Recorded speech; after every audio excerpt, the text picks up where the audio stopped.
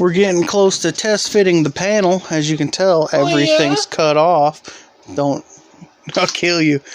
We've got all the spot welds drilled out. You got all the seam seal up there, Al? Not yet.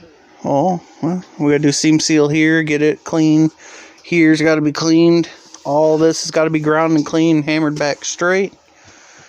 And then we can start cutting the sail panel up here and the door edge here.